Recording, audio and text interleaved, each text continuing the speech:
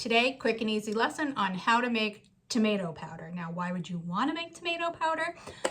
Tomato powder is actually a great product to have around in your kitchen. It is made from your dried tomatoes, which we do have another article on that as well. So you're going to start by actually dehydrating or drying your tomatoes. Quick general rule for that is dehydrate at 145 for 6 to 8 hours and make sure they're just nice crispy dry when they're done. Really nothing to it. Tomato powder you can make from the whole tomatoes. You can also make it from skins. So if you're someone who peels when you make your sauces, salsas, anything like that, save all those peelings. They make awesome tomato powder. They dry in no time. You pulverize them, you're done. And that's a great thing to use in soups, stews.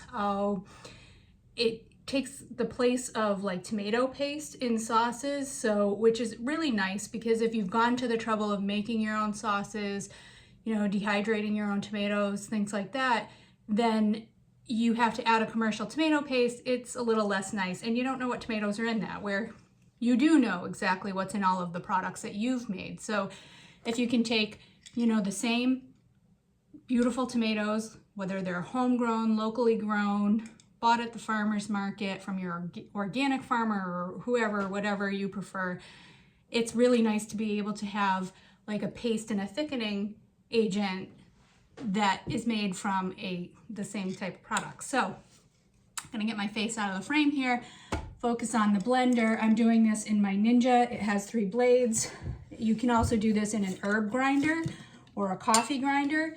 If you are gonna use a coffee grinder, you want to dedicate that to making like vegetable powders, herb powders, spices, things like that. But you don't want to go back and forth using it also for coffee beans because of the oils in the coffee beans. So another product I want to mention that a lot of people use are like a personal smoothie blender, like a NutriBullet with a flat blade. You can buy just the flat blades for that. That works really well. So once you've got your dehydrated tomatoes or your dried tomato skins and byproduct, just dumping it in, and then you're going to pulverize it down. Pulse works good. You can do it on a steady. I usually kind of do a mix of both.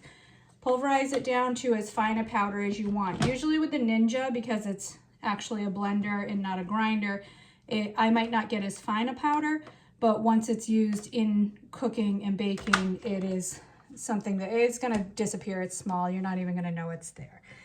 So make sure we're on.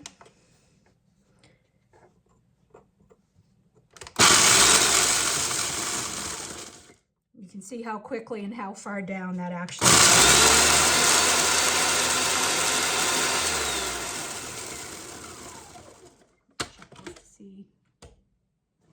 Actually is pretty powdery coming out of there. I've got a pretty fine grind, but I'd like to get it down a little finer, so I'm going to give that a go.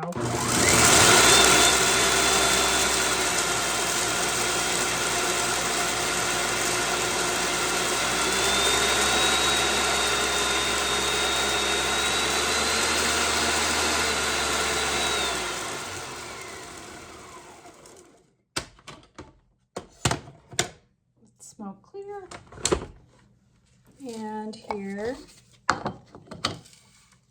we have is this mix of kind of fine powder and a little bit of larger dried chunks, but again, this all works well. Now the seeds are in this too, so a lot of those chunks probably are the seeds. That's totally up to you whether you want to remove seeds before you dry or not. I don't find them to be a problem in products for me, so I leave them. But again, that's personal preference, and you do you.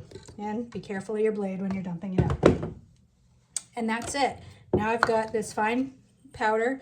I know these came from beautiful, locally, organically grown tomatoes that I bought from a local farmer because I didn't have enough of my own for all the product I wanted. We're good to go. This will go in all sorts of soups, stews. You can actually make a sauce from this. I'm going to let you go, get back at grinding some more of my tomatoes. Try it out. I think you're going to love having it on hand. It's just a great product to make to boost all your products.